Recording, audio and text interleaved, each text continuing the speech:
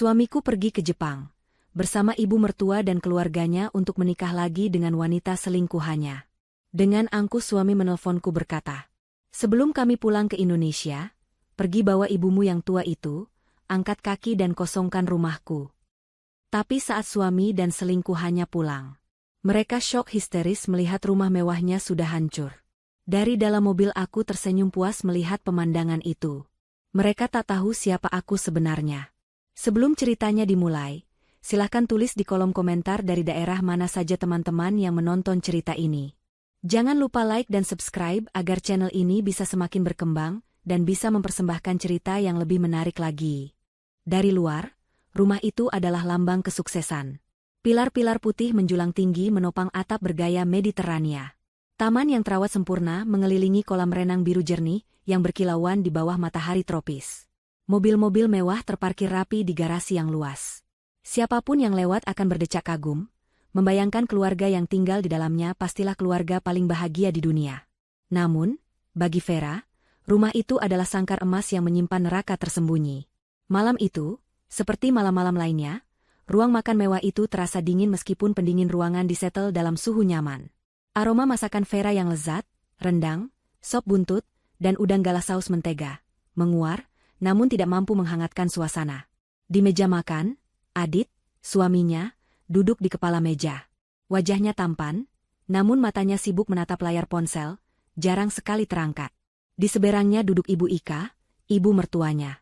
Wanita parubaya itu masih terlihat cantik dalam balutan daster sutra mahal, namun bibirnya yang tipis selalu tertarik ke bawah, seolah mencium bau busuk permanen.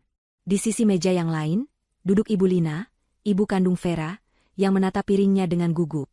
Vera sendiri berdiri di dekat meja, menuangkan air putih untuk Adit. Hijab sederhana yang ia kenakan tampak kontras dengan kemewahan ruangan itu.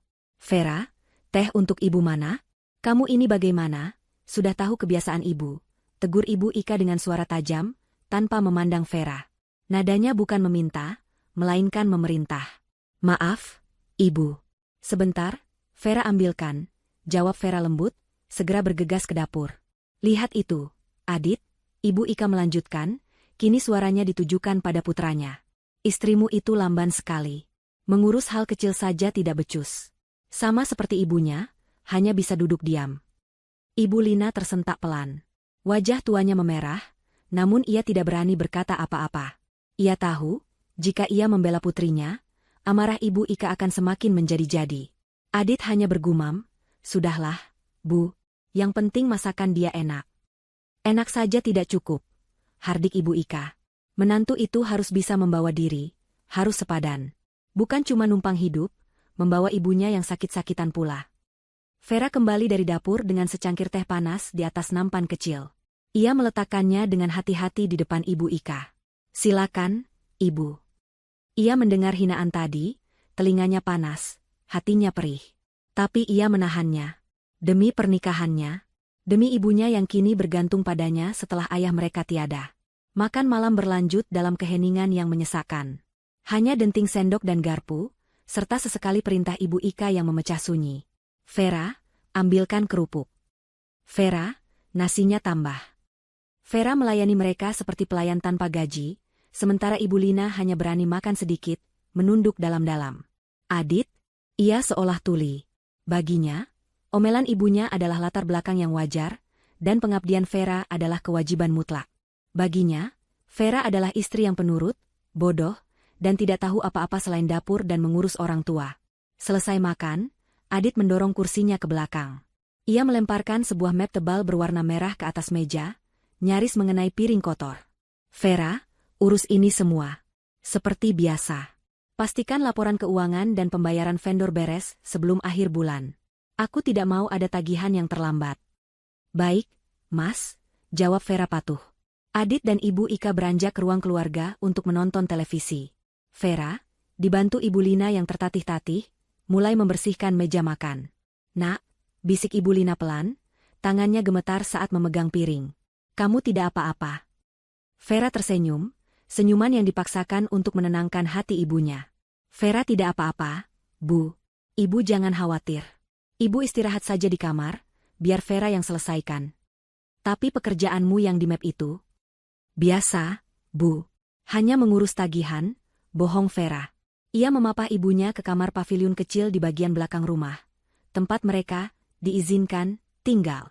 Setelah memastikan ibunya berbaring nyaman, Vera mencium keningnya. Ibu tidur, ya? Pukul 10 malam. Rumah mewah itu mulai senyap. Adit dan Ibu Ika sudah masuk ke kamar masing-masing di lantai 2 yang megah. Vera berjalan menuju ruang kerja Adit. Ini adalah satu-satunya tempat di mana ia bisa menjadi dirinya sendiri. Adit mengira Vera hanya melakukan pekerjaan administratif, memasukkan data tagihan ke komputer. Adit tidak tahu, dan tidak pernah mau tahu, bahwa Vera adalah lulusan terbaik akuntansi dari universitas luar negeri ternama, sesuatu yang ia sembunyikan rapat-rapat atas permintaan Adit sebelum menikah dulu. Adit ingin istri yang, di rumah saja, agar ia terlihat sebagai suami yang sukses dan berkuasa penuh. Vera duduk di kursi kulit yang mahal. Ia membuka laptop. Tumpukan map merah itu bukan sekadar tagihan. Itu adalah seluruh data mentah dari kerajaan bisnis Adit, restoran, properti, dan beberapa investasi kecil. Selama 5 tahun pernikahan mereka, Vera lah yang diam-diam mengelola arus kas, menghitung untung rugi, bahkan menyusun strategi pajak agar perusahaan tetap untung. Adit hanya tahu menerima laporan akhir yang sudah disederhanakan oleh Vera, lalu memamerkannya sebagai hasil kerja kerasnya. Vera bekerja dengan cepat dan teliti. Jari-jarinya menari di atas papan ketik. Ia mencocokkan faktur, memeriksa laporan bank, dan mengalokasikan dana. Semua ini ia lakukan tanpa bayaran, tanpa pengakuan. Ironisnya, rumah mewah yang Ibu Ika banggakan, yang katanya rumah Adit, sebenarnya berdiri di atas tanah warisan ayah Vera. Dan perusahaan Adit, modal awalnya juga berasal dari dana hibah ayah Vera sebelum meninggal. Adit dan Ibu Ika tidak pernah tahu. Mereka dibutakan oleh kesombongan, mengira semua kemewahan itu adalah hasil jerih payah Adit semata. Malam semakin larut. Vera meregangkan punggungnya. Pekerjaan hampir selesai. Ia hanya perlu memeriksa satu rekening terakhir, sebuah rekening bersama yang dinamai dana investasi keluarga. Ini adalah rekening yang jarang dipakai, biasanya hanya untuk pembelian aset besar. Vera membukanya untuk memastikan saldonya sesuai. Matanya menyipit. Ada aktivitas yang tidak biasa. Bukan satu, tapi serangkaian transfer besar selama 6 bulan terakhir. Transfer itu dilakukan setiap tanggal ganjil. Jumlahnya puluhan juta rupiah. Jantung Vera mulai berdebar. Ini bukan pembelian aset. Ini adalah transfer rutin. Ia mengklik salah satu transaksi untuk melihat detailnya. Nama penerimanya asing. Santi. Vera mengerutkan kening. Siapa Santi? Ia tidak pernah mendengar nama itu di lingkaran bisnis Adit. Ia memeriksa transaksi lainnya. Semua ke nama yang sama. Santi. Totalnya, dalam 6 bulan, sudah ratusan juta rupiah berpindah ke rekening itu. Ini bukan investasi. Ini adalah biaya hidup seseorang. Tangan Vera sedikit gemetar. Ia membuka laci meja, mencari laporan kartu kredit Adit yang ia simpan untuk arsip pajak. Ia ingat Adit pernah berkata ia membuka kartu kredit baru untuk keperluan proyek. Vera menemukan laporannya. Matanya memindai daftar tagihan. Jantungnya seolah berhenti berdetak. Tagihan dari butik perhiasan mewah. Tagihan dari restoran romantis di puncak gedung. Tagihan hotel bintang 5 untuk akhir pekan. Dan yang paling menyakitkan, tagihan dari toko perlengkapan bayi premium. Semua transaksi itu dilakukan di kota yang sama, di tanggal-tanggal yang sama saat Adit mengaku sedang dinas luar kota. Vera menelusuri nama, Santi, itu di media sosial, menghubungkannya dengan lokasi transaksi. Tidak butuh waktu lama. Sebuah akun publik muncul. Seorang wanita muda yang cantik, berpose di lobi hotel yang familiar, mengenakan kalung berlian yang fotonya ada di tagihan kartu kredit Adit. Di foto lain, wanita itu tersenyum sambil memegang perutnya yang sedikit membuncit. Napas Vera tercekat. Pengkhianatan itu begitu telak, begitu nyata. Ini bukan sekadar perselingkuhan. Adit membiayai hidup wanita lain, membelikannya kemewahan, dan wanita itu hamil. Sementara dirinya, istri sahnya, diperlakukan seperti pembantu, dihina setiap hari bersama ibunya, dan sibuk mengurus keuangan agar Adit bisa menghamburkan uang untuk selingkuhannya. Vera menutup laptop. Wajahnya pucat pasi. Tapi ia tidak menangis. Rasa sakit yang luar biasa itu dengan cepat berubah menjadi sesuatu yang lain. Sesuatu yang dingin, tajam, dan sangat fokus. Ia sudah cukup lama menjadi bodoh. Ia sudah cukup lama diam demi menjaga perasaan ibunya dan keutuhan rumah tangga palsu ini. Malam itu, Di ruang kerja yang sunyi, di dalam rumah yang dibangun di atas tanah miliknya, Vera yang penurut telah mati. Pagi datang dengan kepalsuan yang sama seperti biasanya. Vera menyiapkan sarapan, menyajikan kopi untuk Adit dan teh untuk Ibu Ika, seolah tidak ada yang terjadi. Wajahnya tenang, hijabnya terpasang rapi. Tidak ada jejak air mata atau kemarahan. Hanya ada ketenangan yang ganjil, sedingin es. Ibu Lina, yang membantunya di dapur, merasakan perubahan itu. Putrinya bergerak lebih efisien, lebih diam, matanya memancarkan ketegasan yang sudah lama tidak ia lihat. Adit duduk di meja makan, membaca berita di tabletnya. Ia menyeruput kopi buatan Vera tanpa menoleh. Nanti siang aku ada rapat penting di luar. Mungkin pulang malam, katanya datar. Vera meletakkan sepiring nasi goreng di depan suaminya. Mas, panggilnya pelan.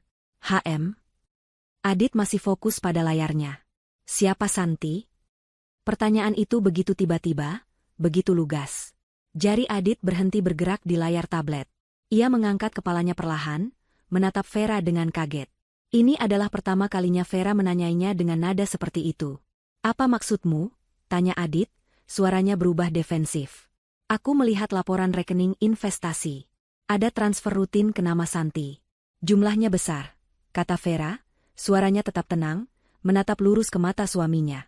Ibu Ika, yang sedang mengoleskan selai di rotinya, langsung berhenti. Telinganya menajam. Wajah Adit memerah. Ia tidak menyangka Vera, si bodoh yang hanya tahu urusan dapur, akan memeriksa rekening itu.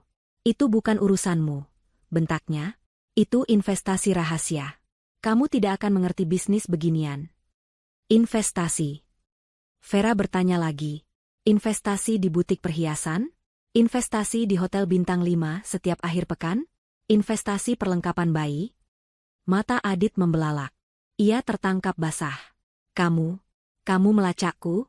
Beraninya kamu memeriksa barang-barang pribadiku. Kamu tidak percaya padaku.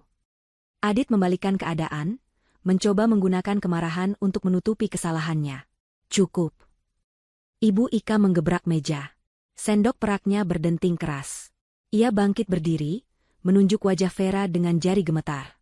Dasar perempuan tidak tahu diuntung. Sudah bagus anakku mau menikahimu, perempuan miskin yang membawa beban ibunya yang sakit. Sekarang kamu berani menuduh suamimu? Kamu pikir kamu siapa? Hinaan itu meluncur deras. Vera hanya diam, menatap Ibu Ika dengan tatapan yang tidak bisa diartikan. Kamu pasti iri karena Adit sukses. Lanjut Ibu Ika, semakin menjadi-jadi. Kamu takut Adit meninggalkanmu, makanya kamu mengarang cerita selingkuh. Iya, kan? Kamu mau memeras Adit? Ibu. Vera mencoba berbicara. Diam. Aku tidak bicara denganmu, hardik Ibu Ika. Ia beralih ke Adit. Adit, lihat. Ibu sudah bilang dari dulu, perempuan ini tidak tulus. Dia hanya mengincar hartamu. Ceraikan saja dia. Usir dia dan ibunya dari rumah ini. Adit, yang tadinya terpojok, kini menemukan sekutunya. Ia ikut berdiri. Benar kata ibu, kamu sudah keterlaluan, Vera. Bukannya mendukung suami, kamu malah menuduh yang tidak-tidak. Aku muak dengan kecurigaanmu. Vera menatap dua orang di depannya. Suaminya dan ibu mertuanya. Pasangan sempurna dalam kebohongan dan kesombongan. Vera tidak membela diri lagi. Ia hanya mengangguk pelan. Baik, maafkan aku, ucapnya datar. Adit dan Ibu Ika tertegun. Mereka mengharapkan Vera menangis, memohon, atau berteriak. Tapi Vera hanya bersikap dingin. Ia berbalik, mengambil piring kotornya, dan berjalan ke dapur. Kemenangan Adit dan Ibu Ika terasa hampa. Mereka saling pandang, lalu Adit mendengus. Dia hanya takut, katanya pada ibunya, lebih untuk meyakinkan dirinya sendiri. Dia tahu dia tidak punya apa-apa tanpaku. Beberapa hari kemudian, suasana rumah semakin tegang. Adit dan Ibu Ika sengaja bersikap seolah Vera tidak ada. Mereka berbicara melompati kepalanya. Suatu malam saat makan malam, Ibu Ika membuat pengumuman besar. Minggu depan, katanya dengan wajah berseri-seri, kita sekeluarga besar akan pergi liburan. Ke Jepang. Adit tersenyum lebar. Aku sudah urus semuanya, Bu. Tiket, hotel terbaik di Tokyo dan Kyoto. Sudah saatnya kita bersenang-senang. Keluarga besar yang dimaksud adalah adik-adik Adit, sepupunya, beserta pasangan mereka. Mereka semua diundang. Vera, yang sedang menuangkan sup, bertanya pelan. Kita? Ibu Ika tertawa mengejek. Tawa yang dibuat-buat. Ya ampun, Vera. Tentu saja kamu tidak ikut. Siapa yang akan mengurus rumah sebesar ini? Dan siapa yang akan menjaga ibumu? Masa ibumu yang sakit-sakitan mau dibawa naik pesawat jauh-jauh? Nanti merepotkan saja. Itu adalah penolakan yang telak dan penghinaan yang disengaja. Adit tidak membelanya. Ia hanya sibuk dengan ponselnya, seolah-olah percakapan itu tidak penting.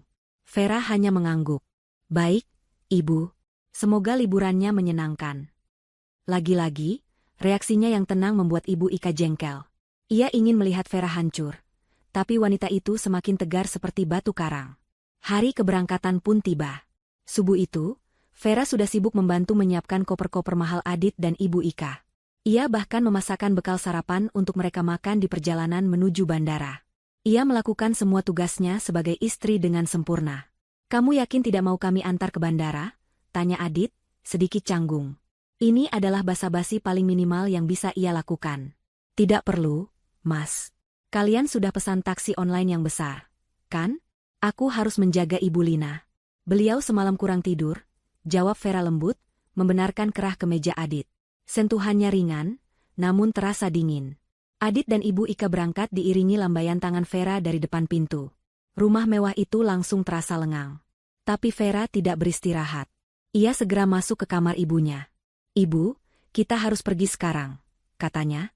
Ibu Lina, yang sudah berpakaian rapi, tampak bingung. Pergi kemana, Nak? Ke tempat yang lebih aman.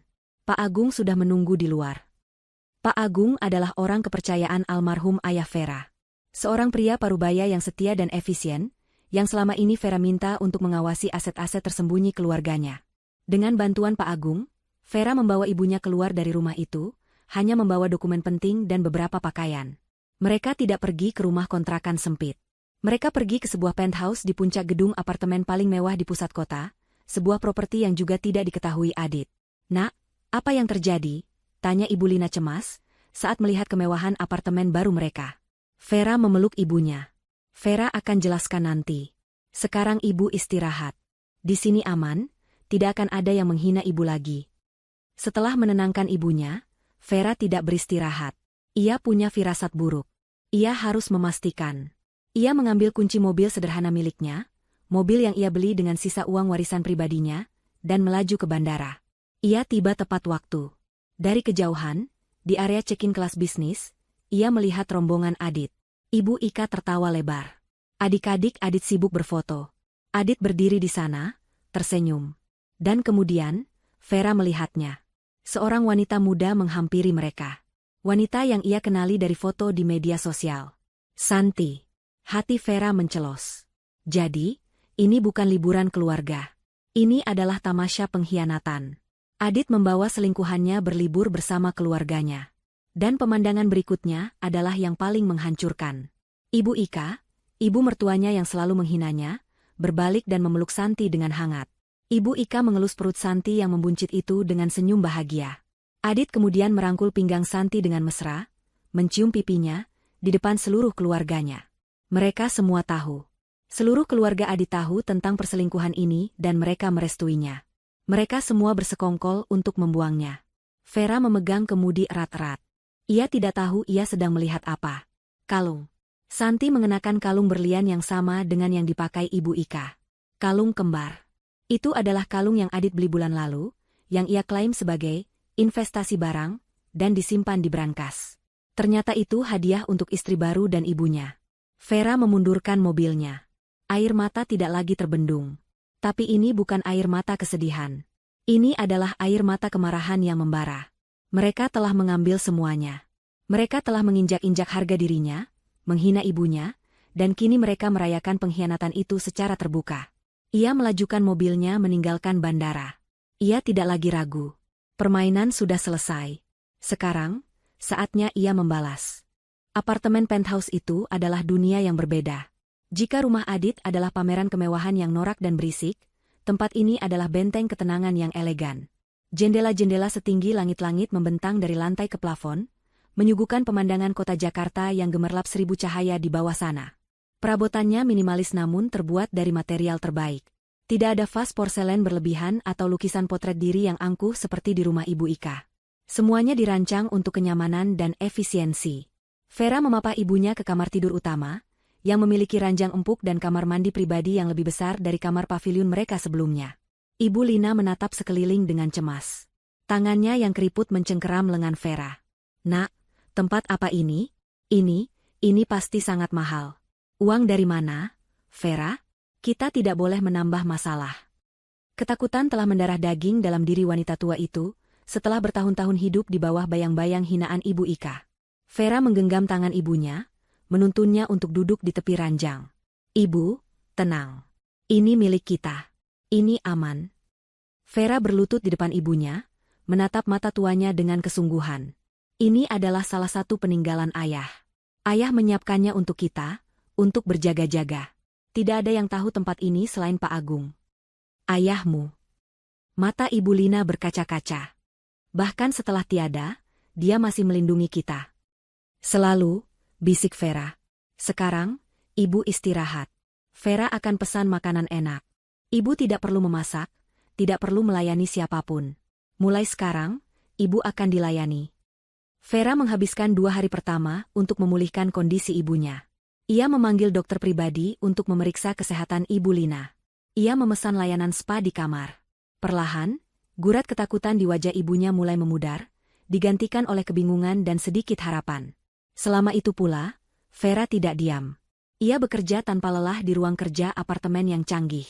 Ia memantau setiap pergerakan Adit dan keluarganya di Jepang melalui media sosial. Mereka tidak menahan diri. Ibu Ika, Adit, dan Santi mengunggah puluhan foto setiap hari. Foto-foto di kuil, foto-foto makan malam mewah, foto-foto Adit dan Santi berciuman di bawah bunga sakura buatan, karena saat itu bukan musimnya. Mereka menandai Vera di beberapa foto, sebuah tindakan kejam yang disengaja untuk menyakitinya. Mereka ingin Vera melihat apa yang telah ia lepaskan. Mereka ingin Vera hancur dan menyesal. Vera melihat semua itu. Ia menyimpan setiap foto, setiap video, setiap tanda terima digital yang masih bisa ia akses dari akun Adit. Ia tidak merasakan sakit lagi. Yang ada hanya rasa dingin yang menusuk. Ia sedang mengumpulkan amunisi. Ia tahu apa yang akan terjadi selanjutnya. Adit tidak akan puas hanya dengan memamerkan kebahagiaan barunya. Ia harus menghancurkan Vera sepenuhnya. Pada hari ketiga, telepon itu datang. Ponsel Vera, yang terhubung dengan akun komunikasi rumah, berdering. Nama Adit muncul di layar. Vera sedang duduk di sofa bludru abu-abu, minum teh melati. Ibu Lina sedang tidur siang di kamarnya. Vera menatap layar itu selama beberapa detik. Ia menarik napas dalam-dalam, menenangkan detak jantungnya. Kemudian, dengan tangan yang stabil, ia menerima panggilan video itu. Wajah Adit langsung memenuhi layar. Ia tampak sangat puas. Ia berada di sebuah restoran mewah, di sebelahnya duduk Santi yang bersandar manja di bahunya, dan di seberangnya, Ibu Ika tersenyum penuh kemenangan. "Halo, Vera," sapa Adit, suaranya penuh ejekan. "Bagaimana kabarmu di rumah besar yang sepi itu? Masih betah jadi pembantu?" Santi tertawa kecil, tawa yang dibuat-buat seperti lonceng murahan. Vera hanya menatap mereka. Wajahnya tenang, hijabnya terpasang sempurna. Ia tidak mengucapkan sepatah kata pun. Keheningannya membuat Adit jengkel. Ia ingin melihat Vera menangis. "Kenapa diam? Kaget? Oh, aku lupa mengenalkan. Ini Santi, istri keduaku. Kami baru saja mendaftarkan pernikahan kami di kedutaan." Santi mengangkat tangannya, memamerkan cincin berlian besar di jari manisnya, cincin yang dibeli menggunakan uang yang Vera kelola.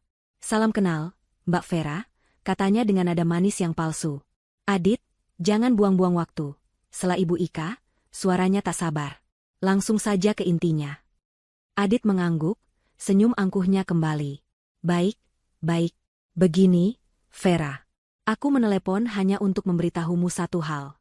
Ia mencondongkan tubuhnya ke kamera, matanya menyipit kejam. "Aku sudah menikah lagi. Pernikahan yang setara, yang direstui ibuku.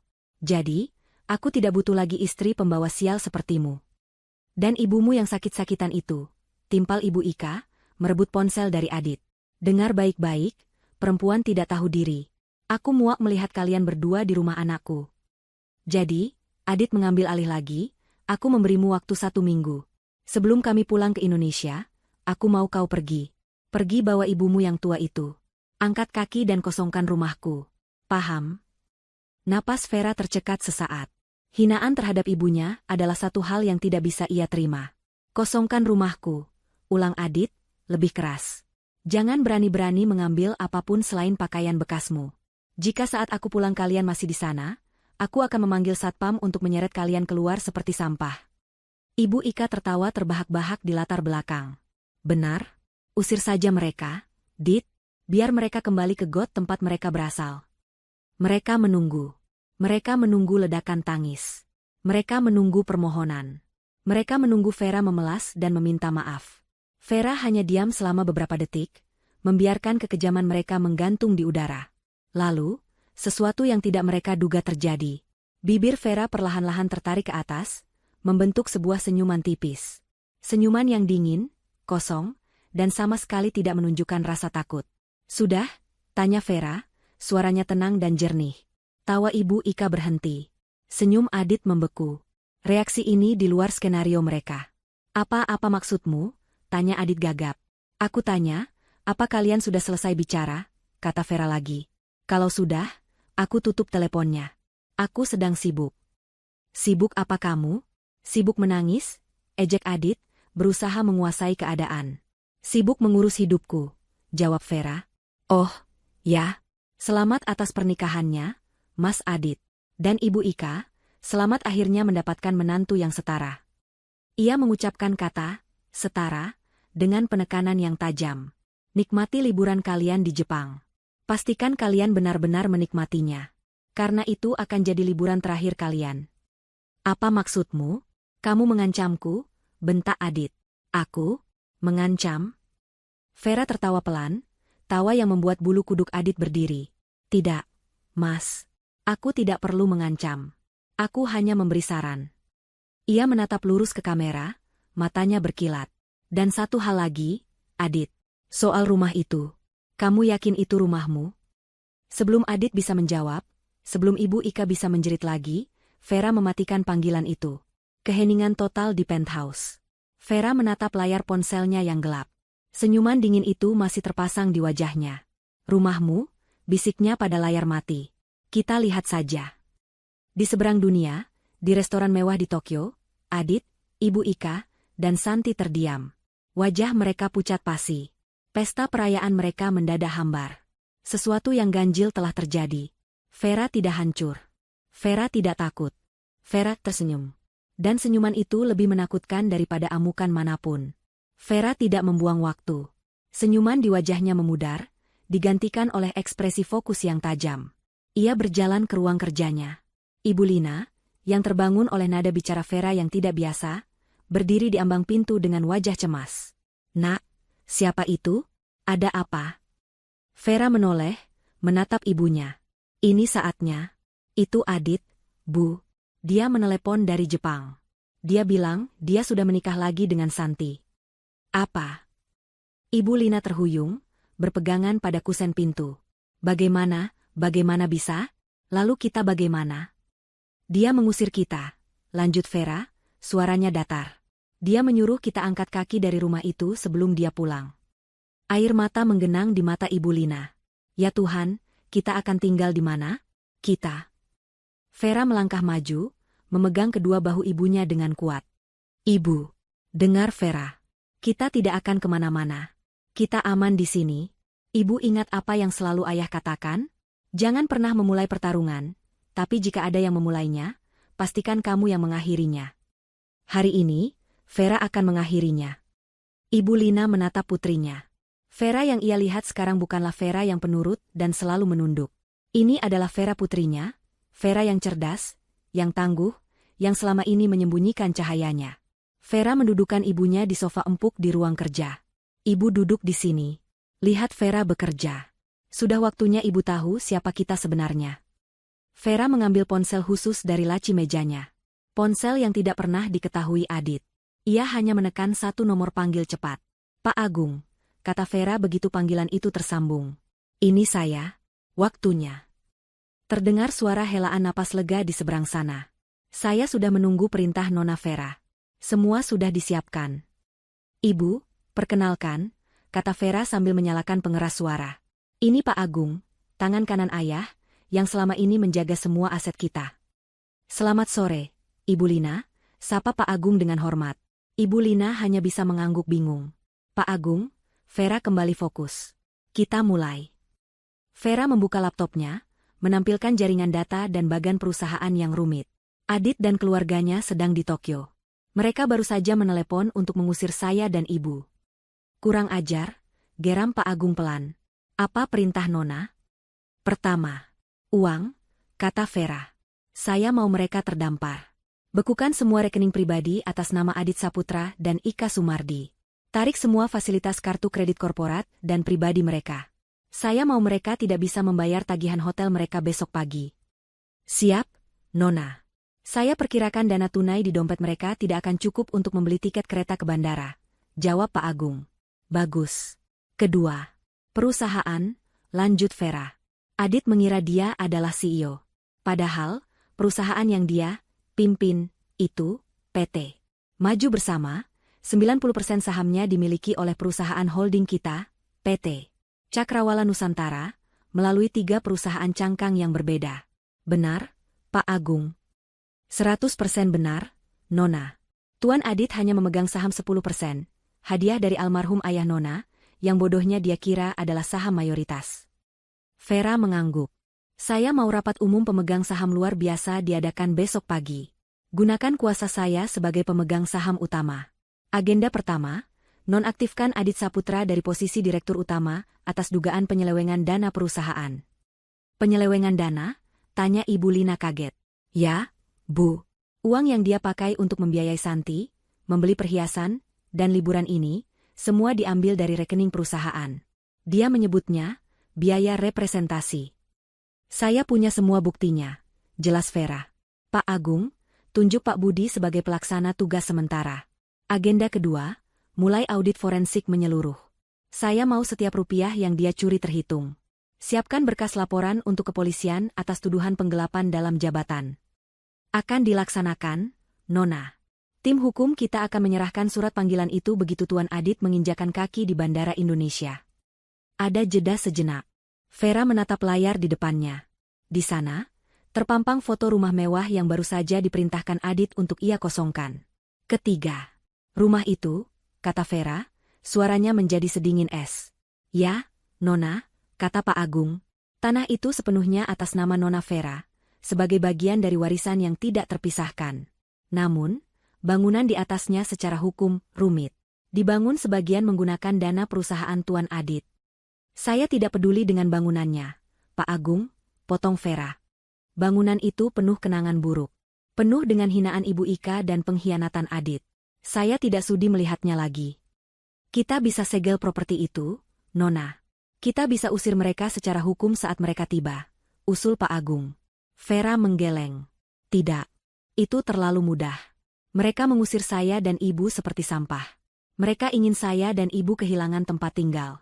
Mereka ingin kami menderita. Saya akan memberikan mereka apa yang mereka inginkan. Ia menatap lurus ke depan, matanya memantulkan cahaya kota. Pak Agung, hubungi tim konstruksi dan pembongkaran terbaik yang kita miliki. Mereka punya waktu sampai Adit dan keluarganya berhasil mencari cara untuk pulang. Mungkin 5, mungkin 6 hari. Pak Agung terdiam sesaat, mengerti arah perintah ini. Nona yakin? Saya mau tempat itu tidak ada saat mereka pulang. Perintah Vera, suaranya tidak bergetar sedikit pun. Saya tidak mau ada sisa satu batu bata pun. Saya mau mereka pulang ke tanah kosong. Ratakan dengan tanah. Ibu Lina menutup mulutnya, terperangah. Ini adalah tingkat keputusan yang tidak pernah ia bayangkan. Segera laksanakan, Nona Vera, jawab Pak Agung. Tidak ada keraguan lagi dalam suaranya. Dan papan pengumumannya. Ya, kata Vera. Pasang papan pengumuman yang paling besar. Tulis, aset ini telah kembali ke pemilik sahnya. Segala bentuk pelanggaran akan diproses secara hukum. Dan di bawahnya, pasang logo besar PT Cakrawala Nusantara. Siap, Nona. Panggilan ditutup. Vera bersandar di kursinya. Untuk pertama kalinya dalam 5 tahun, ia merasa bisa bernapas lega. Ibu Lina menatapnya dengan campuran rasa ngeri dan bangga. Vera, kamu kamu adalah putrimu ayahmu. Vera tersenyum, kali ini senyuman tulus untuk ibunya. Ya, Bu. Dan mereka baru saja membangunkan raksasa yang sedang tidur. Di Tokyo, pesta kemenangan itu berlangsung tanpa henti. Bagi Adit, Ibu Ika, dan Santi, ini bukan sekadar liburan. Ini adalah penobatan. Penobatan Santi sebagai menantu baru yang disetujui, penobatan Ibu Ika sebagai ratu yang akhirnya berhasil menyingkirkan Benalu, dan penobatan Adit sebagai pria sukses yang bisa mendapatkan apapun yang ia inginkan, termasuk membuang istri lama dan menggantinya dengan yang baru sesuka hati. Mereka menginap di suite termewah di salah satu hotel paling bergengsi, dengan pemandangan langsung ke taman istana. Rombongan keluarga besar Adit yang lain, adik-adik dan sepupunya, ditempatkan di kamar-kamar yang sedikit lebih murah, namun tetap mewah, semuanya atas biaya Adit. Mereka adalah penonton bayaran yang ikut merayakan kejatuhan Vera. Lihat, Santi, kata Ibu Ika pada hari keempat mereka, sambil menyeruput sampanye di lounge hotel. Ia baru saja kembali dari Ginza, menenteng setidaknya 5 kantong belanja dari merek-merek ternama. Ini baru namanya menantu. Tahu cara menyenangkan mertua. Tidak seperti si Vera itu, pelit, dikasih uang bulanan pasti ditabung, katanya buat ibunya yang sakit-sakitan. Cih. Santi, yang perutnya kini mulai tampak jelas di balik gaun sutranya yang mahal, tersenyum manis. Ia juga menenteng tas edisi terbatas yang harganya setara dengan biaya pengobatan Ibu Lina selama setahun. Ibu Ika pantas mendapatkan yang terbaik. Santi senang sekali akhirnya bisa jadi bagian keluarga ini. Mas Adit benar-benar memanjakan Santi. Adit, yang duduk di seberang mereka sambil membalas email bisnis, atau lebih tepatnya, meneruskan email ke asistennya di Jakarta, tertawa angkuh. Tentu saja. Uangku tidak ada serinya. Vera itu bodoh. Dia pikir dengan menghemat, aku akan simpati, justru aku muak melihat gayanya yang kampungan. Selalu pakai hijab polos, baju longgar, tidak bisa memamerkan suami. Betul, seru Ibu Ika. Sekarang, ambil foto kita lagi. Pakai ponsel barumu itu, Dit, yang kameranya paling bagus. Ibu mau unggah lagi, biar si Vera itu tahu diri. Maka, ritual harian itu pun dimulai. Mereka berpose dengan latar belakang kemewahan. Adit merangkul Santi dengan mesra, satu tangannya mengelus perut Santi. Ibu Ika berdiri di samping mereka, dagunya terangkat angkuh, memamerkan kalung berlian kembar yang ia kenakan bersama Santi. Adit mengambil foto itu dan langsung mengunggahnya.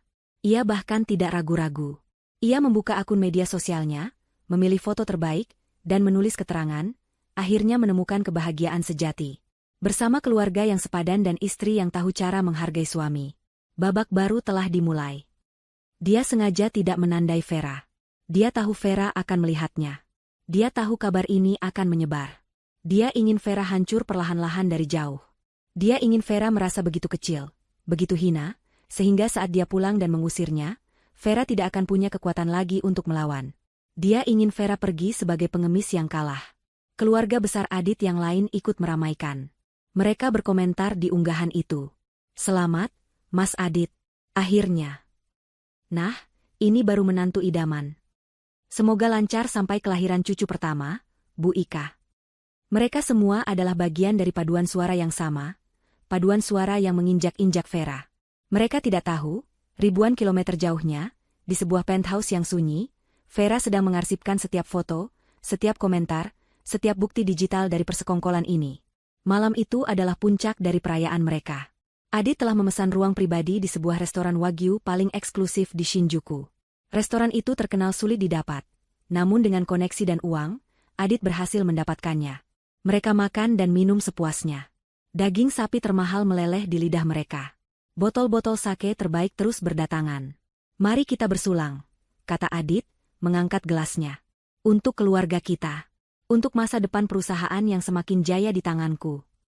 Dan untuk cucu ibu, pekik Ibu Ika, wajahnya memerah karena alkohol dan kebahagiaan. Calon pewaris tunggal kekayaan Adit.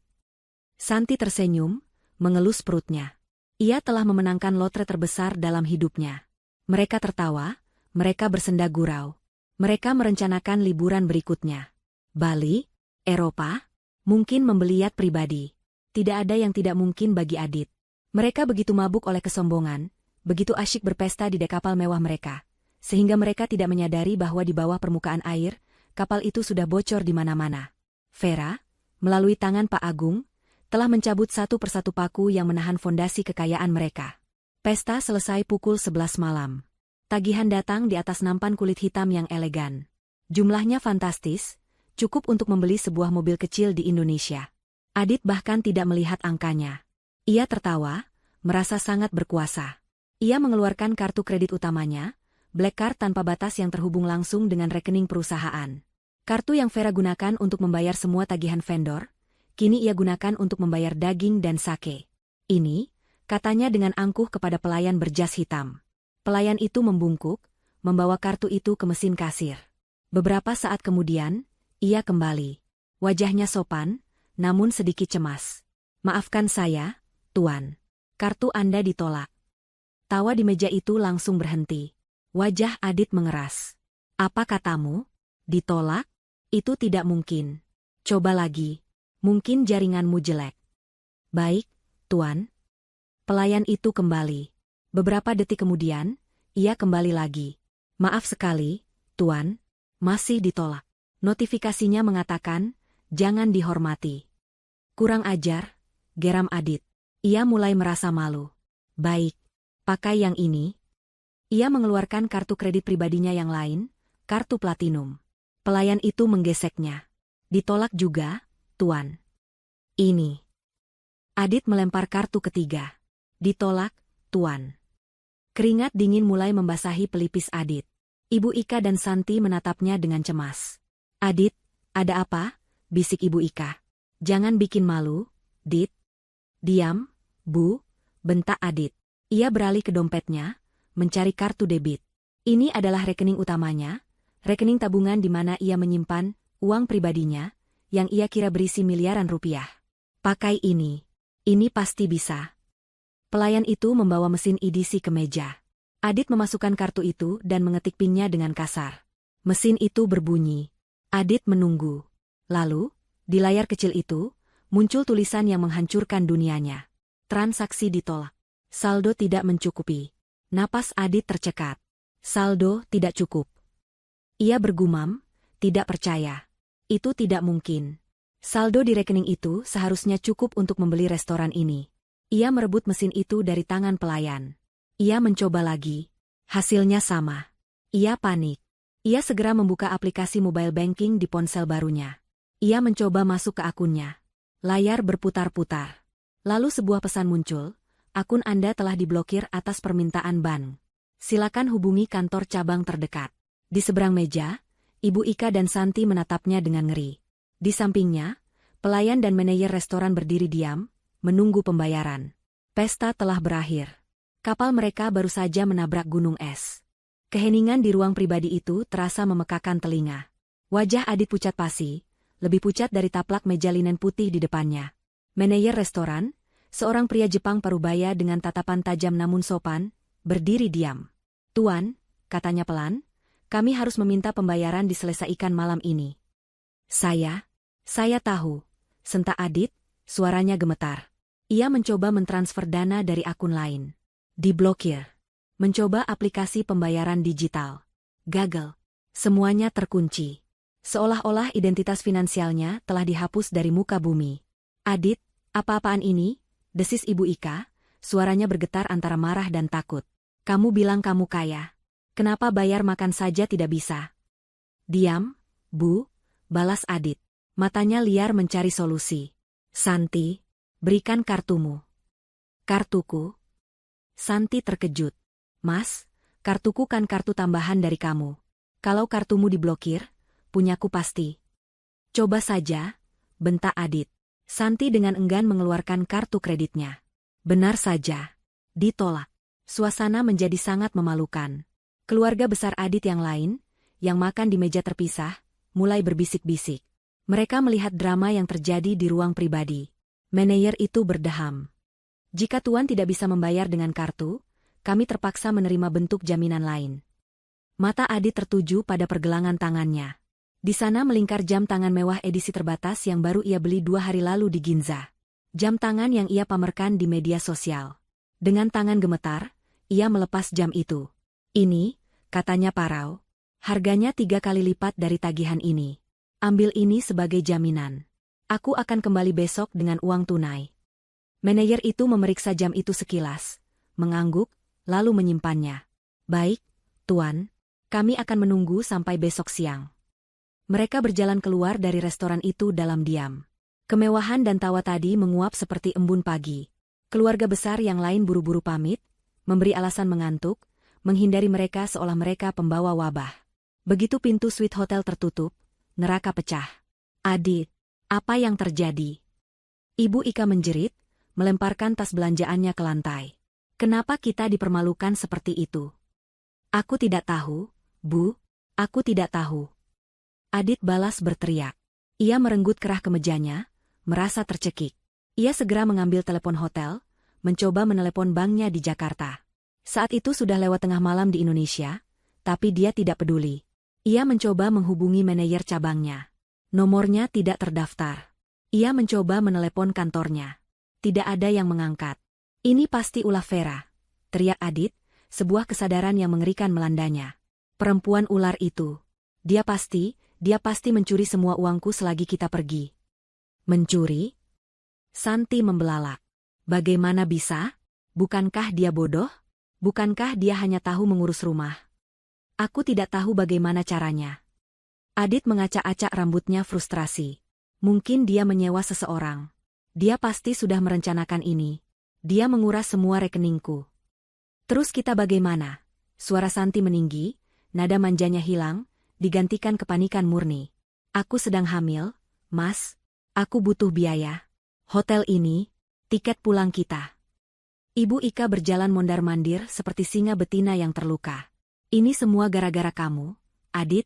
Ibu sudah bilang, jangan terlalu percaya pada perempuan itu. Lihat sekarang. Kita jadi gembel di negeri orang. Ini semua salahmu. Salahku? Adit menunjuk ibunya. Ibu yang dari dulu menyuruhku menghinanya. Ibu yang menyuruhku mengusirnya. Ini semua karena kita terlalu cepat memberitahunya. Loh, kok jadi nyalahin ibu? Ibu Ika tidak terima. Ia beralih menatap Santi, mencari kambing hitam baru. Atau ini semua gara-gara kamu. Ia menunjuk Santi. Perempuan sial. Sejak kamu datang, hidup Adit jadi berantakan. Kamu itu pembawa sial. Apa? Santi melotot. Ibu gila? Jelas-jelas ini ulah mantan istri Mas Adit. Kenapa jadi menyalahkan aku? Aku ini sedang mengandung cucu ibu. Harusnya ibu membela aku. Cucu? Cucu apa? Jangan-jangan itu bukan anak Adit. Tuduh ibu Ika kalap. Jaga mulut ibu, ya. Santi menjerit. Aku tidak terima dihina. Kedua perempuan itu bertengkar hebat, saling menjambak dan berteriak. Adit tidak punya tenaga untuk melerai. Ia terduduk lemas di sofa. Di tengah kekacauan itu, telepon di kamar berdering. Suaranya menusuk gendang telinga. Adit mengangkatnya dengan lunglai. Itu dari resepsionis. Selamat malam, Tuan Adit. Suara di seberang terdengar dingin dan profesional. Kami baru saja menerima notifikasi dari sistem kami. Kartu kredit yang Anda gunakan untuk deposit kamar telah ditolak dan dibatalkan oleh pihak bank. Sesuai prosedur, kami harus meminta Anda untuk segera melunasi seluruh tagihan menginap Anda malam ini juga, atau kami terpaksa meminta Anda untuk check out. Adit mematung. Tapi, ini sudah jam 1 malam. Kami beri waktu 1 jam, Tuan. Jika tidak, kami akan mengirim keamanan untuk mengosongkan kamar. Telepon ditutup. Kepanikan sesungguhnya baru saja dimulai. Mereka terjebak. Mereka tidak punya uang untuk membayar hotel. Mereka tidak punya uang untuk makan besok. Mereka tidak punya uang untuk pulang. Mereka terdampar. Ibu Ika dan Santi berhenti berkelahi. Wajah mereka sama-sama pucat. Bagaimana ini, Dit? Bisik Ibu Ika, tangisnya meledak. Adit menatap sekeliling ruangan yang mewah itu. Tas-tas belanjaan yang tadi mereka banggakan kini terlihat seperti tumpukan sampah. Matanya tertuju pada leher ibunya. Pada kalung berlian kembar. Lalu pada pergelangan tangan Santi, tempat gelang berlian baru melingkar. Kita harus pergi dari sini, kata Adit, suaranya parau. Kemasi barang. Hanya yang penting. Pergi kemana? Tanya Santi. Kita harus menjual sesuatu. Adit menelan ludah, rasa malu membakarnya. Kita harus menjual perhiasan itu. Semua yang baru kita beli. Kita jual untuk membeli tiket pulang. Apa? Ibu Ika menjerit histeris. Kalungku? Tidak. Ini milikku. Ibu mau jadi gembel di sini atau pulang? Teriak Adit, amarah dan keputusasaan bercampur jadi satu. Kita harus pulang. Kita harus kembali ke Jakarta. Aku akan menghancurkan Vera. Aku akan membuatnya membayar untuk ini. Tidak ada pilihan lain. Dini hari itu, mereka menyelinap keluar dari lobi hotel mewah itu, menyeret koper-koper mereka. Mereka tidak lagi terlihat seperti turis kaya. Mereka terlihat seperti buronan. Mereka berjalan di jalanan Tokyo yang sepi, mencari pegadaian pertama yang buka, putus asa untuk menjual kemewahan palsu mereka demi beberapa lembar yen, agar bisa membeli tiket pesawat termurah. Tiket kelas ekonomi, di kursi paling belakang, untuk penerbangan paling akhir. Perjalanan pulang yang hina baru saja akan dimulai. Perjalanan pulang itu adalah kebalikan mutlak dari perjalanan mereka pergi. Jika saat berangkat mereka terbang dengan kelas bisnis, tertawa-tawa sambil menikmati sampahnya gratis, kini mereka terhimpit di barisan kursi paling belakang kelas ekonomi. Pesawat itu penuh sesak, berbau campuran keringat, parfum murah, dan makanan instan. Mereka mendapatkan tiket itu setelah menjual hampir semua barang mewah yang mereka beli. Jam tangan Adit hanya cukup untuk menutup tagihan restoran dan sisa satu malam di hotel murah dekat bandara. Untuk tiket pesawat, Ibu Ika harus merelakan kalung berlian kembarnya. Santi juga harus melepaskan gelang dan beberapa cincin barunya. Mereka menjualnya di toko barang bekas di sudut jalan Tokyo, dengan harga yang jauh di bawah nilai beli, ditawar habis-habisan oleh pemilik toko yang tahu bahwa mereka sedang putus asa. Mereka tidak tidur selama hampir 30 jam. Wajah mereka kuyu, berminyak, dan penuh kekalutan. Ibu Ika, yang biasanya selalu tampil sempurna dengan riasan dan tatanan rambut, kini terlihat seperti wanita tua yang malang. Rambutnya lepek, matanya bengkak karena menangis dan marah. Ia tidak berhenti mengomel sejak mereka menginjakkan kaki di Bandara Narita. Omelannya tertahan di pesawat, berubah menjadi bisikan-bisikan penuh racun yang ia tujukan pada Adit. Ini semua gara-gara kamu, Dit. Gara-gara kamu terlalu cepat bertindak. Gara-gara kamu berurusan dengan perempuan ular itu. Desisnya, suaranya serak. Kamu lihat sekarang. Ibu dipermalukan. Perhiasan ibu satu-satunya, kenang-kenangan dari almarhum bapakmu, harus dijual. Kamu anak macam apa? Adit hanya memejamkan mata, kepalanya bersandar di jendela pesawat yang bergetar. Ia terlalu lelah untuk berdebat. Tapi dalam benaknya, api amarah berkobar lebih panas dari mesin jet di luar sana. Ini bukan salahnya. Ini salah Vera. Vera si pengkhianat. Vera si pencuri. Ia membayangkan apa yang akan ia lakukan pada wanita itu. Ia akan menyeretnya ke kantor polisi dengan tangannya sendiri. Ia akan membuatnya membusuk di penjara. Ia akan mengambil kembali setiap rupiah yang Vera curi. Ia akan membuat Vera dan ibunya mengemis di jalanan. Pikiran akan balas dendam itu menjadi satu-satunya bahan bakar yang membuatnya tetap waras. Di sisi lain Adit, Santi duduk membatu. Ia tidak menangis lagi. Ia hanya menatap kosong kesandaran kursi di depannya. Wajahnya pucat. Rasa mual di perutnya bukan lagi karena kehamilannya, tapi karena ketakutan. Ia telah menikahi seorang pria yang kini bangkrut. Ia telah mempertaruhkan segalanya, reputasinya, masa depannya, untuk menjadi Nyonya Adit Saputra. Dan kini, gelar itu terasa hampa. Ia memegang perutnya. Bagaimana nasib anaknya? Bagaimana ia akan melahirkan di rumah sakit mewah yang ia impikan? Bagaimana ia akan membeli semua perlengkapan bayi mahal yang sudah ia pilih? Ia menoleh menatap Adit. Pria yang beberapa hari lalu terlihat begitu berkuasa dan kaya raya, kini terlihat begitu kalah. Begitu menyedihkan. Rasa cinta yang ia kira ia miliki, yang sebenarnya adalah cinta pada kemewahan, menguap seketika. Yang tersisa hanya kejengkelan dan rasa tertipu. Penerbangan 9 jam itu terasa seperti 90 tahun. Mereka tidak makan. Makanan pesawat yang disajikan, nasi dengan sedikit daging dan sayuran layu, terlihat menjijikan bagi lidah mereka yang terbiasa wagyu. Mereka hanya minum air putih, menjaga agar tidak dehidrasi. Akhirnya, roda pesawat menyentuh landasan Bandara Soekarno-Hatta. Udara panas dan lembab Jakarta langsung menyergap mereka begitu pintu pesawat dibuka. Kontras yang menyakitkan dengan udara sejuk Tokyo. Mereka berjalan di koridor bandara, menyeret koper-koper mereka yang kini terasa sangat berat. Koper-koper itu masih koper mahal, tapi isinya kini hanya pakaian kotor dan sedikit oleh-oleh murah yang tersisa. Mereka harus mengantre panjang di imigrasi bersama ratusan penumpang lain, kebanyakan adalah pekerja migran yang baru pulang. Ibu Ika menutup hidungnya, mengeluh soal bau keringat. Cepat sedikit, Dit. Ibu tidak tahan. Harusnya kamu pakai jalur prioritas. Prioritas apa, Bu? Uang kita sudah habis, senta Adit. Orang-orang di antrean menoleh, menatap mereka dengan aneh. Setelah mengambil bagasi, mereka berjalan keluar dari terminal kedatangan. Biasanya, sopir pribadi Adit sudah menunggu di depan, membukakan pintu mobil Alphard hitam yang dingin dan nyaman. Hari ini, tidak ada siapa-siapa. Ponsel Adit dan Ibu Ika mati total, tidak ada pulsa, tidak ada paket data. Mereka terputus dari dunia. Sekarang bagaimana? Tanya Santi, suaranya terdengar panik. Kita tidak bisa menghubungi siapa-siapa. Adit mendengus. Ia masih punya sisa uang yen yang ia tukarkan dari hasil menjual perhiasan. Ia berjalan ke konter penukaran uang, menukarnya ke rupiah dengan kurs yang sangat buruk. Uangnya hanya cukup untuk membayar taksi dan mungkin makan sekali. Ia berjalan ke antrean taksi bandara biasa. Pakai taksi ini? Ibu Ika membelalak. Yang benar saja, Dit, panas. Bau rokok. Kamu mau ibu mati kepanasan? Diam atau kita jalan kaki pulang. Bentak Adit, kesabarannya habis. Ibu Ika terdiam, bibirnya gemetar menahan tangis. Ia belum pernah dibentak seperti itu oleh putra kesayangannya. Mereka bertiga berdesakan masuk ke dalam taksi sedan tua. Sopir taksi menaikkan koper-koper mereka ke bagasi. Kemana, Pak? Tanya sopir itu ramah. Adit menyebutkan alamat kompleks perumahan mewahnya.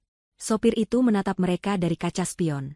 Penampilan mereka kuyu, tapi alamat mereka adalah alamat orang kaya. Perjalanan dari bandara adalah siksaan terakhir. Jalan tol macet parah. Pendingin udara taksi tidak terlalu dingin. Asap knalpot dari truk dan bus di sebelah mereka seolah merembes masuk. Ibu Ika terus mengipasi dirinya dengan brosur yang ada di kantong pintu. Santi hanya bersandar dan memejamkan mata, menahan mual. Adit tidak memejamkan mata. Ia menatap keluar jendela. Menara-menara perkantoran Jakarta yang familiar, jalan-jalan yang ia kuasai. Ini adalah kotanya. Ini adalah wilayah kekuasaannya. Kemarahannya kembali memuncak. Tunggu saja, Vera, batinnya. Aku pulang. Permainanmu selesai. Setelah 1 jam lebih, taksi akhirnya keluar dari jalan tol dan memasuki jalanan yang lebih lengang menuju kawasan perumahan mereka. Gerbang keamanan yang megah menyambut mereka. Satpam yang berjaga mengenali Adit dan langsung membuka portal. Adit mulai merasa sedikit lebih baik. Ia kembali ke kerajaannya. Ia akan segera tiba di rumahnya. Ia akan mandi air panas, mengganti pakaian, lalu ia akan menelepon pengacaranya dan polisi. Taksi berbelok ke jalan utama di dalam kompleks. Rumah-rumah mewah berbaris rapi di kiri dan kanan. Adit hafal setiap belokan. Tinggal 2 tikungan lagi, lalu lurus, rumahnya yang paling besar di ujung jalan. Taksi melewati tikungan pertama. Jantung Adit berdebar. Ia sudah tidak sabar. Melewati tikungan kedua. Jalanan lurus terbentang di depan mereka. Mata Adit menyipit. Dari kejauhan, ada yang aneh. Pemandangan di ujung jalan itu berbeda. Ia ingat, rumahnya yang bercat putih gading itu menjulang tinggi. Atapnya yang berwarna biru tua terlihat jelas dari jarak ini, menutupi sebagian langit. Sekarang, yang ia lihat hanya langit sore yang terbuka. Tidak ada atap biru. Tidak ada bangunan putih gading. Apa? Bisik Adit. Taksi semakin dekat. Semakin dekat. Jantung Adit mulai berdentum keras. Begitu keras hingga ia bisa mendengarnya di telinganya sendiri. Tidak, gumamnya. Tidak mungkin. Taksi itu melambat. Sopir taksi melihat ke kiri dan kanan, lalu menatap nomor rumah di pilar gerbang yang tersisa di pinggir jalan. Lalu ia menatap ke lahan di sebelahnya. Pak, kata sopir taksi itu, suaranya bingung. Ini benar alamatnya, kan? Nomor 27. Tapi, taksi berhenti total. Di depan mereka, di tempat seharusnya berdiri istana mewah 3 lantai milik Adit, kini yang ada hanyalah sebidang tanah kosong yang coklat dan rata. Dunia Adit berhenti berputar. Udara di dalam taksi terasa tersedot habis. Suara klakson dari kejauhan, deru mesin mobil, semuanya lenyap. Yang ada hanya suara desingan tinggi di telinganya. Ini bukan rumah kita, bisik Ibu Ika, suaranya bergetar. Dit, ini salah alamat. Pak sopir, salah jalan. Rumah kami yang besar. Yang ada kolam renangnya. Santi, yang terbangun dari tidurnya yang gelisah, membuka mata. Ia menatap keluar jendela. Ia melihat apa yang dilihat Adit dan Ibu Ika. Kosong. Tidak ada apa-apa. Pak, alamatnya benar.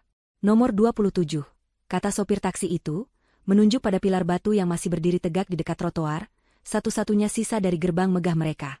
Tapi rumahnya tidak ada, Pak. Adit tidak menjawab.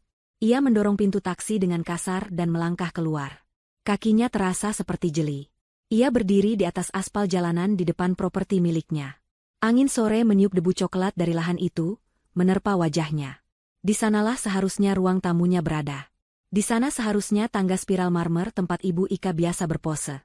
Di sana seharusnya kolam renang tempat ia berencana mengadakan pesta. Kini, semuanya hanya tanah. Tanah yang sudah diratakan dengan sempurna oleh alat berat. Tidak ada puing. Tidak ada sisa tembok. Tidak ada pecahan kaca. Hanya tanah kosong yang bersih. Seolah-olah rumah itu diangkat begitu saja dari pondasinya dan lenyap ke udara. Di belakangnya, pintu taksi terbuka lagi. Santi terhuyung keluar, kedua tangannya memegangi perutnya. Matanya membelalak ngeri. Tidak, bisiknya. Tidak mungkin. Kemana rumahnya? Mas Adit, kemana harta kita? Jeritannya pecah menjadi isak tangis yang histeris.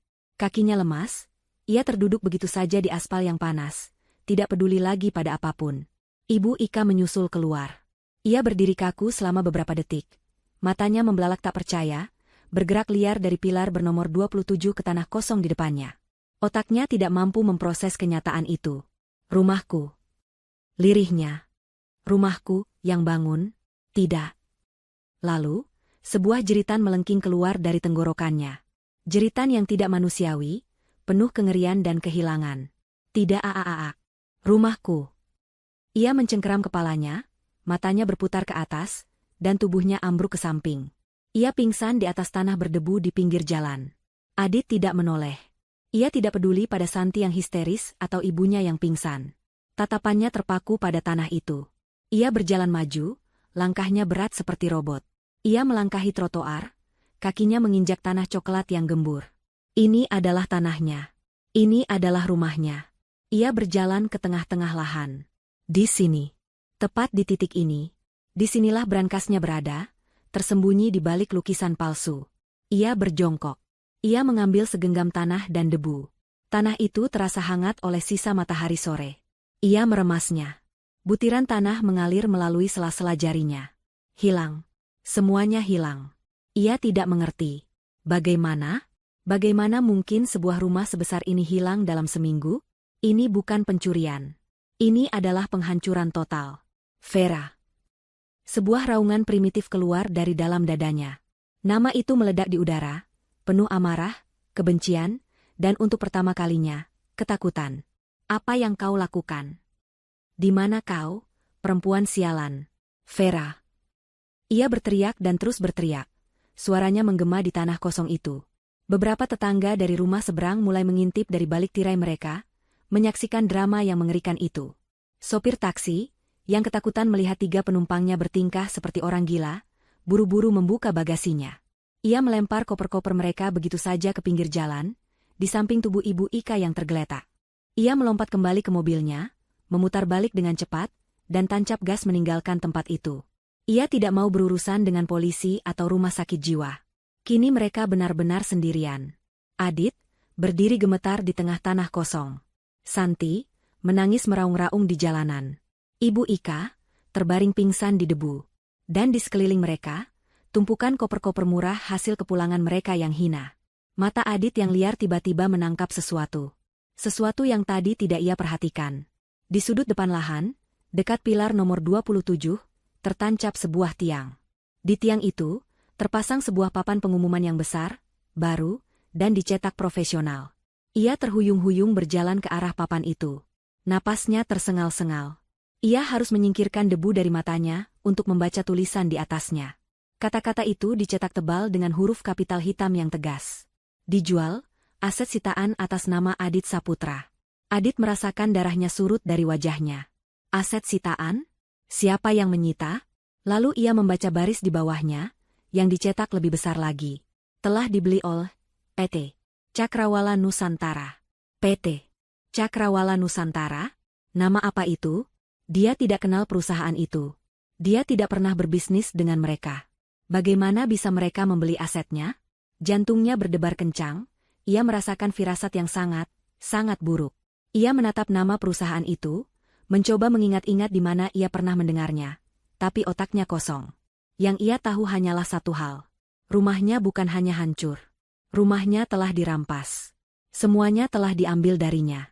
Saat Adit masih terpaku menatap papan pengumuman itu, mencoba mencerna arti dari PT Cakrawala Nusantara, sebuah suara decitan ban pelan terdengar di aspal di belakangnya. Itu bukan suara taksi tua yang kabur.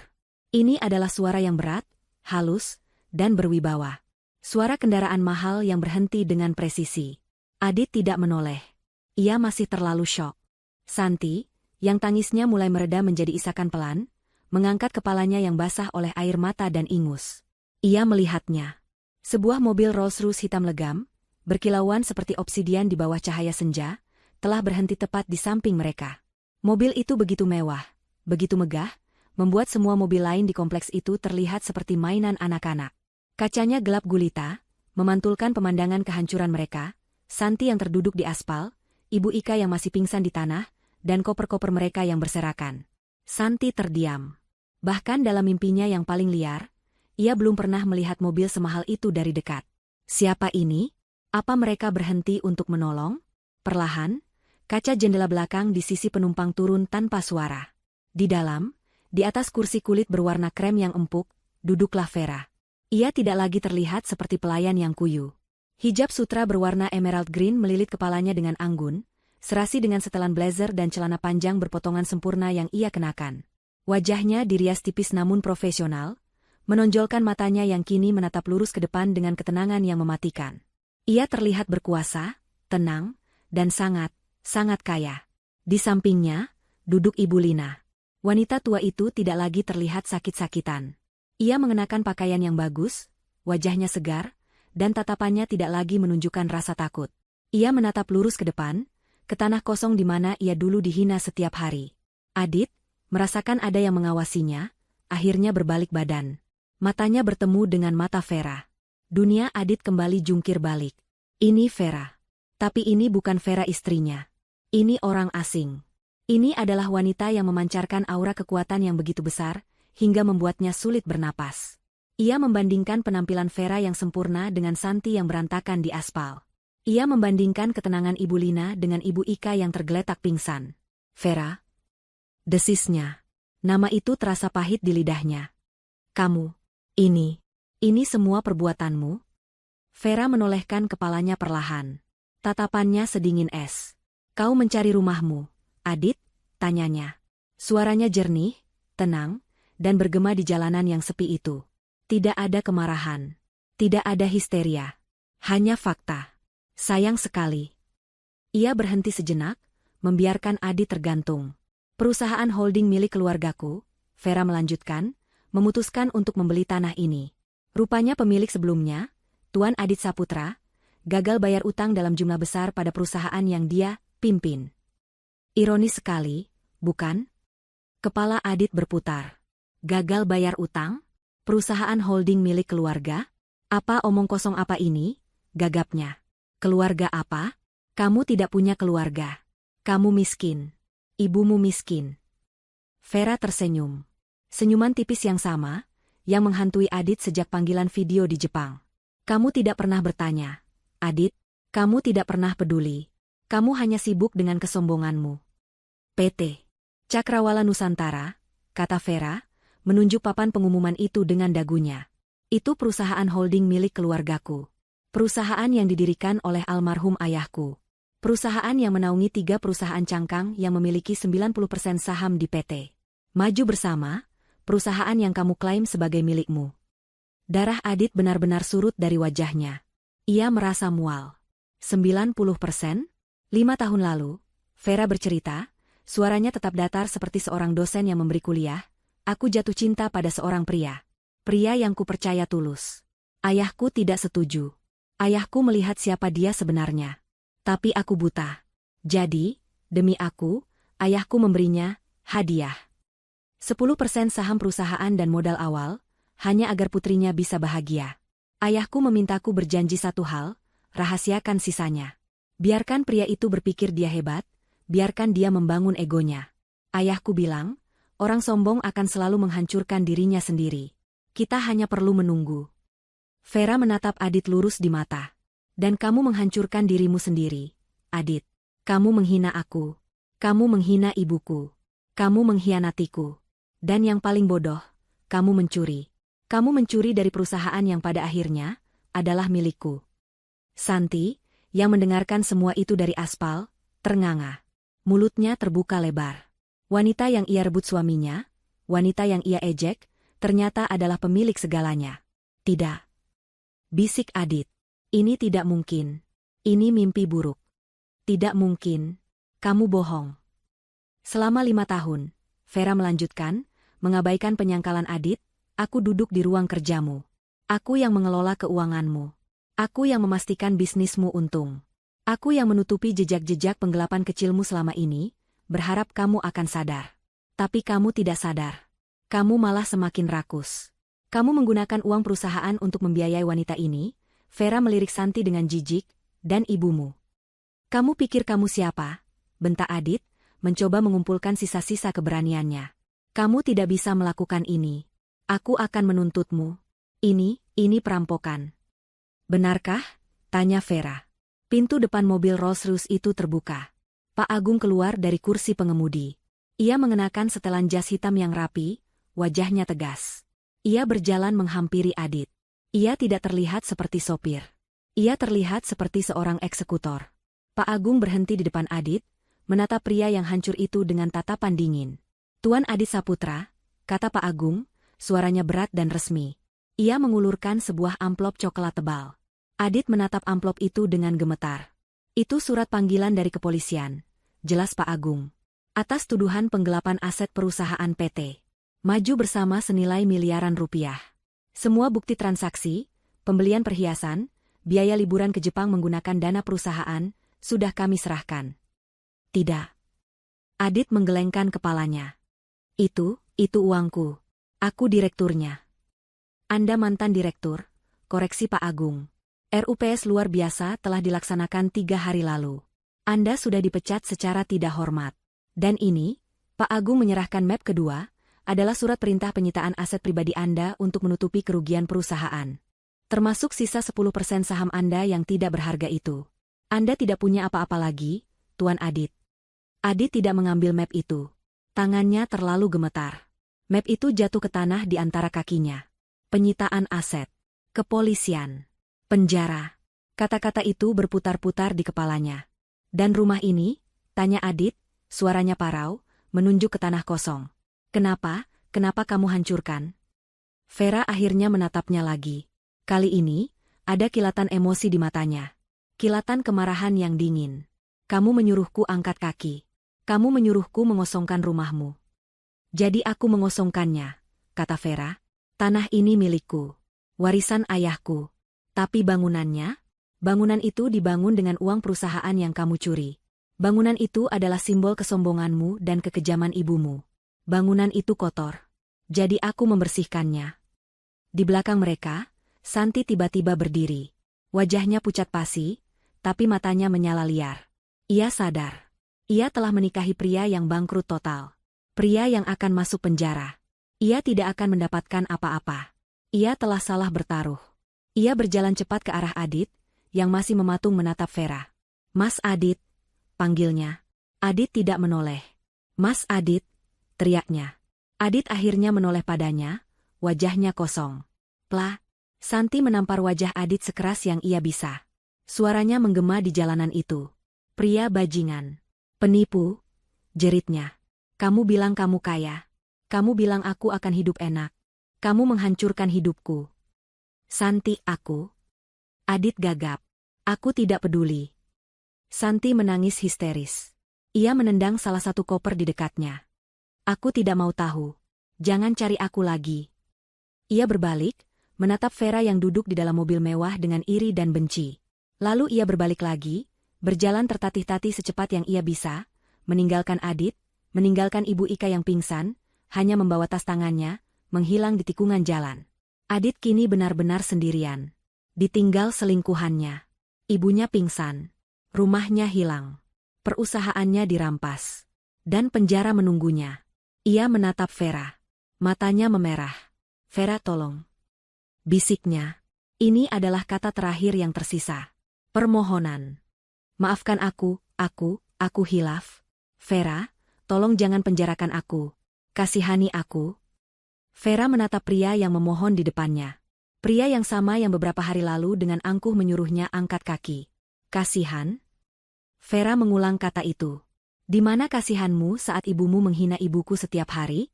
Di mana kasihanmu saat kamu memamerkan selingkuhanmu di depan mataku? Di mana kasihanmu saat kamu menyuruhku dan ibuku yang sakit untuk pergi dari rumah ini? Vera menggeleng pelan. Kamu tidak pantas dikasihani. Adit, kamu pantas mendapatkan ini semua. Kaca jendela Rolls-Royce itu mulai naik kembali tanpa suara. Tidak. Vera. Tunggu. Adit berlari ke arah mobil, menggedor-gedor kaca jendela yang gelap. Buka. Vera. Jangan tinggalkan aku. Pak Agung dengan sigap menahan Adit, mencengkeram lengannya dengan kuat. Mobil mewah itu meluncur pergi dengan mulus, meninggalkan Adit yang meronta-ronta dalam cengkeraman Pak Agung. Di dalam mobil, Ibu Lina menggenggam tangan putrinya. Semua sudah selesai, Nak, katanya lembut. Vera menatap lurus ke depan, ke jalanan yang terbentang. Ia menarik napas dalam-dalam, lalu mengembuskannya. Senyuman tipis muncul di wajahnya. Kali ini, bukan senyuman dingin. Itu adalah senyuman tulus. Senyuman kebebasan. Belum, Bu, katanya. Ini baru permulaan. Raungan sirene polisi memecah keheningan senja di kompleks perumahan mewah itu. Tetangga yang tadinya hanya berani mengintip, kini memberanikan diri keluar rumah. Mereka menyaksikan pemandangan yang akan menjadi gosip terpanas selama bertahun-tahun. 2 mobil patroli polisi berhenti tepat di depan lahan kosong bernomor 27. Pak Agung, yang masih mencengkeram Adit, melepaskannya saat petugas berseragam turun. Ini dia orangnya, Pak, kata Pak Agung tenang, menyerahkan map berisi surat perintah penangkapan. Adit tidak melawan lagi. Seluruh tenaga dan kesombongannya telah terkuras habis. Ia seperti boneka kain yang pasrah ketika tangannya diborgol ke belakang. Ia menatap kosong ke tanah tempat rumahnya dulu berdiri. Saat ia digiring masuk ke mobil polisi, tatapannya bertemu dengan tatapan para tetangganya. Tetangga yang dulu selalu iri padanya, yang dulu selalu ia pameri kekayaan. Kini, mereka menatapnya dengan campuran rasa kasihan dan jijik. Mal, itu adalah rasa sakit terakhir yang menghancurkannya, lebih sakit daripada kehilangan uang. Tolong, ibuku. Bisiknya parau pada seorang petugas, menunjuk Ibu Ika yang masih tergeletak di tanah. Petugas yang lain memanggil ambulans. Saat Adit dibawa pergi, ia melihat para petugas medis datang dan mengangkat tubuh ibunya ke atas tandu. Itu adalah pemandangan terakhirnya sebagai orang bebas. Di dalam mobil Rolls-Royce yang melaju tenang, Vera menerima telepon dari Pak Agung. Sudah diamankan, Nona. Tuan Adit dibawa ke Polda. Ambulans juga sudah mengurus Nyonya Ika. Bagus, Pak Agung. Terima kasih. Pastikan proses hukumnya berjalan tanpa celah. Gunakan tim pengacara terbaik kita, kata Vera. Dan, Nona Santi, tanya Pak Agung. Vera terdiam sejenak. Biarkan dia pergi. Dia sudah mendapatkan hukumannya sendiri. Menikah dengan pria bangkrut dan kini harus berjuang sendirian. Itu lebih dari cukup. Vera menutup teleponnya. Ia bersandar di kursi empuk itu. Di sampingnya, Ibu Lina tersenyum. Ayahmu akan sangat bangga padamu, Nak. Vera hanya melakukan apa yang harus dilakukan. Bu, jawab Vera, menggenggam tangan ibunya. Tidak akan ada lagi yang berani menghina ibu. Kabar kejatuhan Adit Saputra menyebar seperti api. Media bisnis yang dulu memujanya sebagai entrepreneur muda sukses, kini berlomba-lomba memberitakan skandal penggelapannya. Fotonya saat digiring polisi terpampang di halaman depan. Di pengadilan, bukti yang disajikan Vera dan tim hukumnya begitu kuat. Rekaman CCTV, jejak digital transfer dana, kesaksian para vendor, semuanya memberatkan Adit. Ia terbukti secara sah dan meyakinkan telah merugikan perusahaan miliaran rupiah. Upayanya untuk menyalahkan Vera berbalik menjadi bumerang. Jaksa justru memuji Vera karena berhasil membongkar kejahatan ini dari dalam. Adit divonis hukuman penjara bertahun-tahun. Bagaimana dengan Ibu Ika? Syok yang ia alami malam itu ternyata berdampak permanen. Kehilangan rumah, status sosial, dan putra kesayangannya dalam satu waktu menghancurkan mentalnya. Ia tidak pernah pulih sepenuhnya. Setelah keluar dari rumah sakit, tanpa Adit dan tanpa uang sepeser pun, ia harus bergantung pada belas kasihan kerabat jauhnya. Ia berakhir di sebuah panti Wureda sederhana, menghabiskan sisa hari-harinya dalam kebingungan, seringkali berbicara sendiri, mengomel pada bayangan Vera yang ia kira masih menjadi menantunya. Karma telah mengambil kembali semua kesombongannya. Santi menghilang. Kabar terakhir menyebutkan ia terlihat kembali ke kampung halamannya, menumpang di rumah orang tuanya.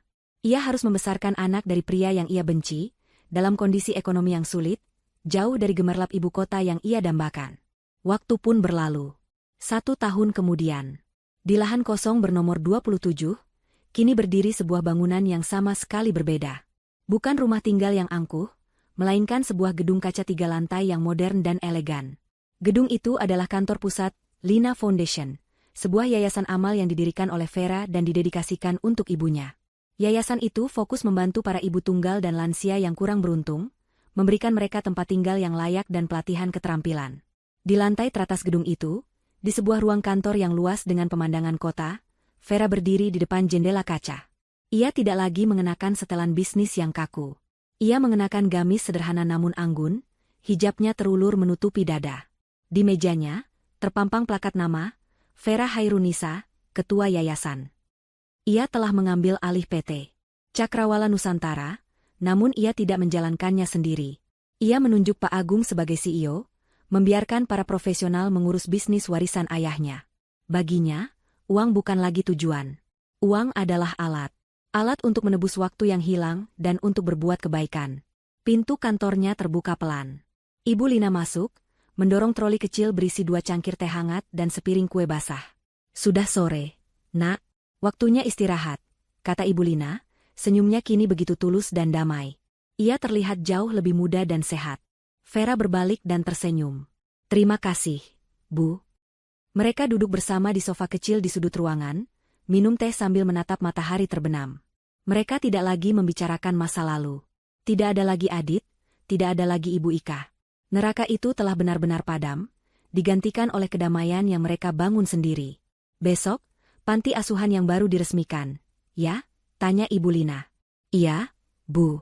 Ibu yang akan menggunting pitanya, jawab Vera. Keduanya tertawa pelan. Itu adalah tawa kebahagiaan sejati. Vera telah melalui api pengkhianatan, namun ia tidak terbakar. Ia justru terlahir kembali dari abu, lebih kuat, lebih bijak, dan lebih tangguh. Ia tidak hanya menghancurkan mereka yang telah menyakitinya, ia telah membangun sesuatu yang baru dan indah di atas reruntuhan itu. Keadilan telah ditegakkan, karma telah dibayar lunas, dan sang protagonis mendapatkan akhir yang paling memuaskan, kedamaian dan kebahagiaan sejati, bersama orang yang paling ia cintai.